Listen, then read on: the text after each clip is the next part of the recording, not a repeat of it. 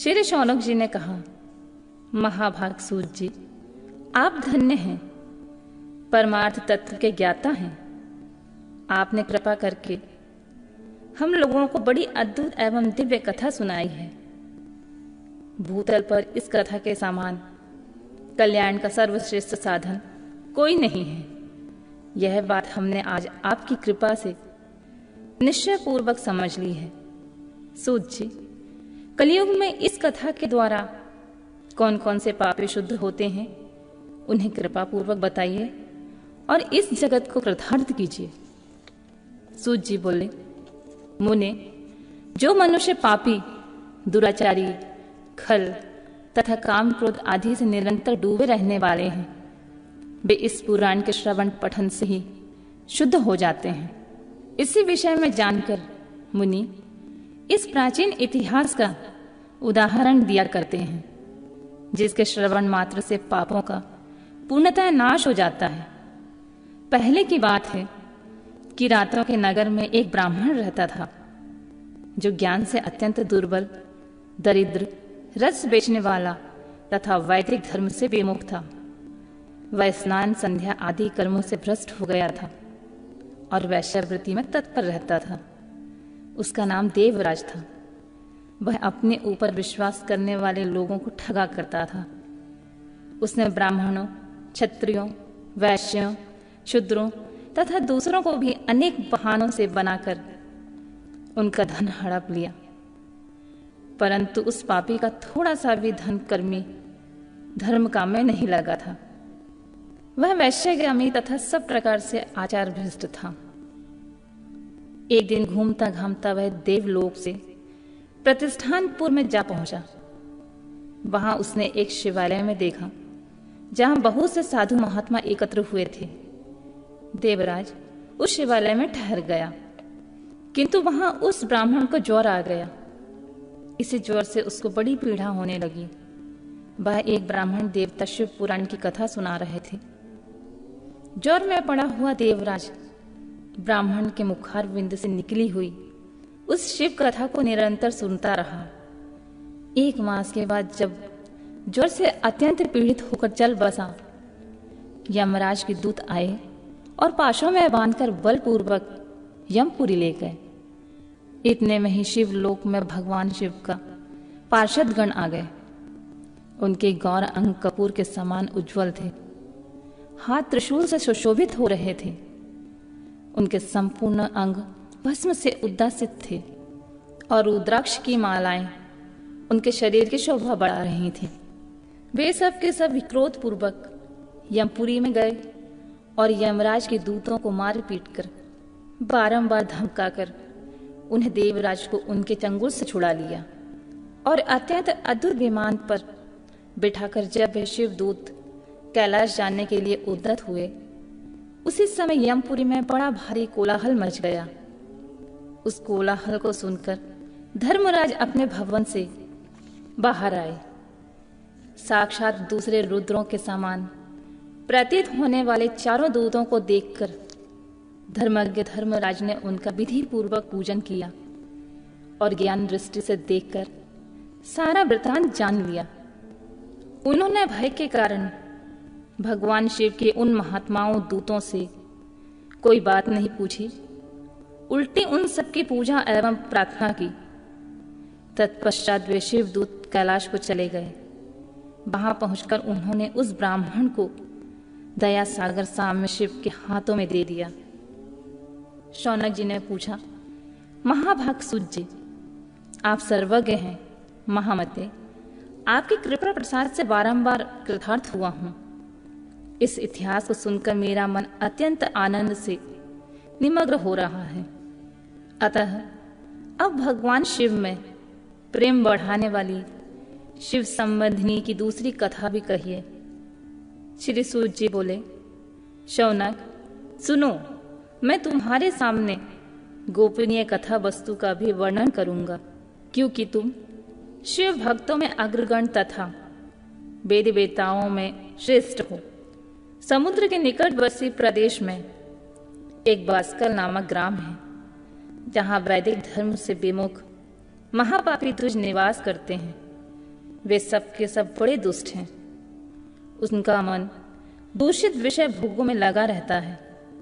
वे ना तो देवताओं पर विश्वास करते हैं, न भाग्य पर। वे सभी कुटिल वृत्ति वाले हैं। किसानी करते और भली भांति के घातक अस्त्र शस्त्र रखते हैं। वे व्यभिचारी एवं खल हैं। ज्ञान वैराग्य तथा सब धर्म का सेवन ही मनुष्य के लिए परम पुरुषार्थ है। इस बात को वे बिल्कुल नहीं जानते हैं। वे सभी पशु बुद्धि वाले हैं। अन्य वर्णों के लोग भी उन्हीं की भांति कुत्सित विचार रखने वाले स्वधर्म विमुख एवं खल हैं। वे सदा कुकर्म में लगे रहते हैं और नित्य विषय भोगी में ही डूबे रहते हैं। वहां की सब स्त्रियां भी कुटिल स्वभाव की, स्वेच्छाचारिणी, पाप सक्त, कुशित विचार वाली एवं व्यभिचारिणी हैं। वे सद्व्यवहार एवं सदाचार से सर्वथा शून्य हैं। इस प्रकार वहां का दुष्टों का ही निवास है। उस बाष्कल नामक ग्राम में किसी समय एक विदुंग नामधारी ब्राह्मण रहता था। वह बड़ा अधम था, दुरात्मा और महापापी था। यद्यपि उसकी स्त्री बड़ी सुंदरी थी, तो भी वह कुमार्ग पर चलता रहता था। उसकी पत्नी का नाम चंचुला था। वह सदा उत्तम धर्म का पालन करने में लगी रहती थी, तो भी उसे छोड़कर वह दुष्ट ब्राह्मण वैश्यगामी हो गया था। इस तरह कुकर्म में लगे हुए उस बिंदुक का बहुत वर्ष व्यतीत हो गए। उसकी स्त्री चंचुला अपने काम से पीड़ित होने पर स्वधर्म नाश के भय से क्लेश सहकर भी दीर्घ काल तक धर्म से भ्रष्ट नहीं हुई, परंतु दुराचारी पति के आचरण से प्रभावित होकर आगे चलकर वह स्त्री भी दुराचारिणी हो गई। इस तरह दुराचार में डूबे हुए उन मूढ़ चित्त वाले पति पत्नी का बहुत सा समय व्यर्थ बीत गया।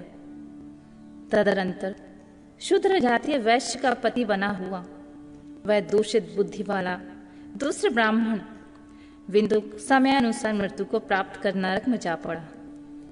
बहुत दिनों तक नरक में दुख भोगकर वह मूढ़ बुद्धि पापी विंध्या पर्वत पर भयंकर पिशाच हुआ। उधर उस दुराचारी पति बिंदु के मर जाने पर वह मूढ़ हृदय चंचुला बहुत समय तक पुत्रों के साथ घर में ही रही। एक दिन देवयोग से किसी पुण्य पर्व के आने पर वह स्त्री भाई बांधुओं के साथ गोकर्ण क्षेत्र में गई। तीर्थ यात्रियों के संग में उसने भी उस समय जाकर किसी तीर्थ के जल में स्नान किया। फिर वह साधारणतः बंधुजनों के साथ यत्र तत्र घूमने लगी। घूमते घामते किसी देव मंदिर में गई और वहां उसने एक देवज्ञ ब्राह्मण के मुख से भगवान शिव की परम पवित्र एवं मंगलकारिणी उत्तम पौराणिक कथा सुनी। कथावाचक ब्राह्मण कह रहे थे कि जो स्त्रियां पर पुरुष के साथ व्यभिचार करती हैं वे मरने के बाद यमलोक में जाती हैं। तब यमलोक के दूत उनकी योनियों में तपे हुए लोह का परिध डालते हैं। पौराणिक ब्राह्मण के मुख से यह वैराग्य बढ़ाने वाली कथा सुनकर चंचुला भय से व्याकुल हो गई और कांपने लगी। जब कथा समाप्त हुई और सुनने वाले सब लोग वहां से चले गए, तब वह भयभीत नारी एकांत में शिव पुराण की कथा बांचने वाले उन ब्राह्मण देवता से बोली। चंचुला ने कहा, ब्राह्मण, मैं अपने धर्म को नहीं जानती थी, इसलिए मेरे द्वारा बड़ा दुराचार हुआ है। स्वामिन, मेरे ऊपर अनुपम कृपा करके मेरा उद्धार कीजिए। आज आपके वैराग्य रस से ओतप्रोत इस प्रवचन को सुनकर मुझे बड़ा भय लग रहा है। मैं कांप उठी हूं और मुझे इस संसार से वैराग्य हो गया है। मुझ मूढ़ चित्त वाली पापिनी को धिक्कार है। मैं सर्वथा निंदा के योग हूं। कुशित विषयों में फंसी हुई अपने धर्म से विमुख हो गई हूं। हाय, न जाने किस किस घोर कष्टदायक दुर्गति में मुझे पड़ना पड़ेगा और वहां कौन बुद्धिमान पुरुष कुमार्ग में धन लगाने वाली मुझ पापिनी का साथ देगा। मृत्यु काल में उन भयंकर यमदूतों को कैसे देखूंगी जब वे बलपूर्वक मेरे गले में फंदे डालकर मुझे बांधेंगे। तब मैं कैसे धीरज धारण कर सकूंगी। नरक में जब मेरे शरीर के टुकड़े टुकड़े किए जाएंगे, उस समय विशेष दुख देने वाली उस महायातना को कैसे झेलूंगी। हाय मैं मारी गई, मैं मर गई, मैं जल गई, मेरा हृदय विदीर्ण हो गया और मैं सब प्रकार से नष्ट हो गई, क्योंकि मैं हर तरह से पाप में डूबी रहती हूँ। ब्राह्मण, आप ही मेरे गुरु, आप ही माता, आप ही पिता हैं। आपकी शरण में आई मुझ दीन अबला का आप ही उद्धार कीजिए, उद्धार कीजिए प्रभु। सूत जी कहते हैं, शौनक, इस प्रकार खेद और वैराग्य से युक्त चंचुला ब्राह्मण देवता के दोनों चरणों में गिर पड़ी। तब उन बुद्धिमान ब्राह्मण ने कृपा पूर्वक उसे उठाया और इस प्रकार कहा,